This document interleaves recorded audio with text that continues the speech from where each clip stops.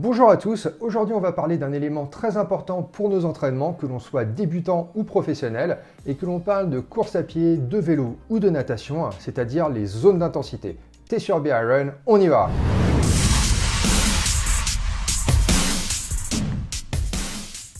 Content de vous retrouver sur notre chaîne et bienvenue à ceux qui viennent de nous rejoindre. Si ce n'est pas déjà fait, n'oubliez pas de vous abonner à la chaîne, ça nous aide beaucoup à la faire grandir et nous motive d'autant plus pour vous proposer chaque semaine un nouveau contenu. Retour au sujet d'aujourd'hui et donc parlons un peu des différentes zones d'intensité.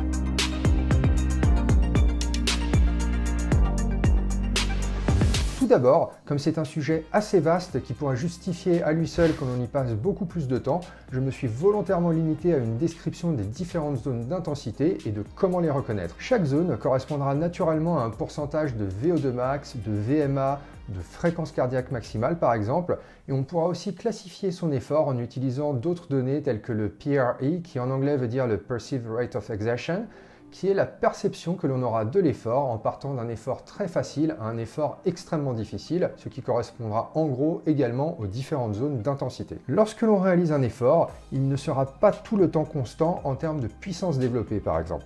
Et donc, on voit qu'un même geste, par exemple courir ou nager, pourra être réalisé à différentes intensités.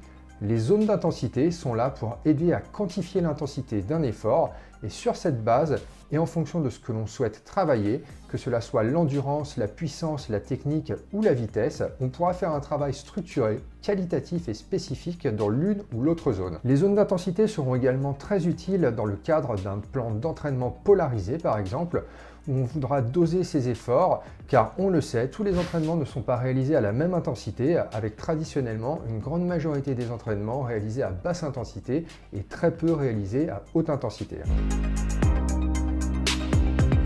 De manière générale, on va pouvoir distinguer trois grands types d'efforts.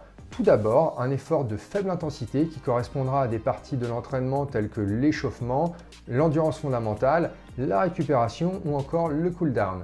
C'est généralement un type d'effort que l'on pourra maintenir très longtemps, et par très longtemps, je parle de plusieurs heures d'affilée. Ensuite, on aura un autre type d'effort qui est un effort de moyenne intensité que l'on pourra maintenir également longtemps, mais déjà beaucoup moins qu'un effort de faible intensité. Cela sera par exemple des parties de l'entraînement qui seront courues à une allure de type semi-marathon ou marathon. Et enfin, on aura un type d'effort que l'on pourra qualifier d'effort de haute intensité et que l'on pourra maintenir entre quelques secondes pour les séances d'intervalle à vitesse maximum par exemple, jusqu'à quelques minutes pour du travail de type VO2 max. Et on voit bien donc que durant un plan d'entraînement, on va rarement se limiter à un seul type d'effort particulier, mais on passera souvent par différentes zones d'intensité afin de pouvoir progresser.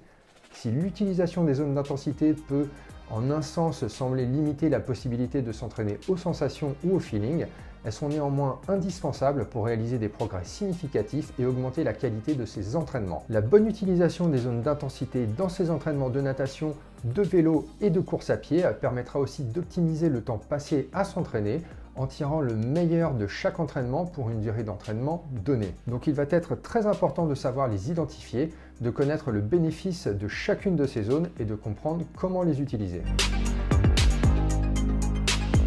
Donc tout d'abord, quelles sont les différentes zones d'intensité?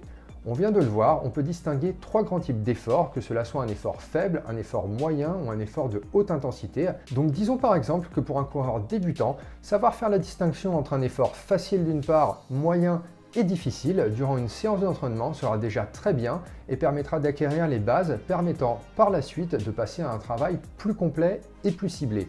Ensuite, au fur et à mesure que l'on va progresser, il va être nécessaire d'affiner ces zones d'intensité et on va traditionnellement en retenir 5. Je vous mets ici un tableau qui permettra de vous repérer dans les différentes zones en partant de la zone 1 qui est la moins intense à la zone 5 qui est la plus intense. Tout d'abord, on va avoir la zone 1 donc qui correspond à un effort très facile et qui est la zone de récupération. C'est une zone utilisée à l'échauffement ou pour le cool-down en fin d'entraînement, mais aussi pour les périodes de récupération entre intervalles plus intenses ou alors pour des sorties de récupération après une grosse séance ou après une course. C'est typiquement une intensité que l'on pourra tenir pendant plusieurs heures avec un bon entraînement. Ensuite, on aura la zone 2 qui est la zone d'endurance fondamentale. C'est la zone que l'on va utiliser le plus durant l'entraînement. On dit généralement que 80% des entraînements seront réalisés dans cette zone, notamment pour les sorties longues et le travail d'endurance. Pareil que pour la zone 1, un athlète bien entraîné pourra tenir cet effort pendant plusieurs heures, même si à la différence de la zone 1, on aura tout de même davantage l'impression de fournir un effort. Puis on aura la zone 3, qui est davantage la zone dite tempo et qui correspondra souvent à l'allure que l'on pourra tenir sur un marathon ou bien pour les triathlètes sur les différents segments d'un triathlon format Ironman.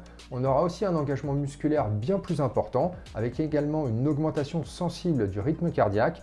Avec l'entraînement, on pourra tenir cet effort pendant plusieurs heures, mais tout de même moins longtemps que si on était en zone d'endurance fondamentale. Ensuite, on a la zone 4 qui correspond davantage à ce que l'on appelle la zone de seuil, où là encore, l'engagement musculaire et le rythme cardiaque vont augmenter de manière notable. On est sur une zone d'effort intense, mais que l'on pourra tout de même tenir pendant 1 heure à 1 heure et demie en fonction de son entraînement, et cela correspondra typiquement à l'effort fourni durant un semi-marathon ou un 10 km, ou alors pendant un triathlon format Ironman ou bien distance olympique. Enfin, on aura la zone 5 qui est la zone de résistance maximum où l'on va faire du travail spécifique de série pour travailler la vitesse et la puissance. La zone 5 ne sera utilisée que pendant une très petite partie de ces entraînements, pour des fractionnés courts par exemple, et quasiment jamais en course car elle aurait un impact beaucoup trop grand sur vos capacités à tenir le reste de l'épreuve. C'est aussi une zone dans laquelle on sera lorsque l'on voudra réaliser un test de type VMA en course à pied ou alors un test FTP en vélo.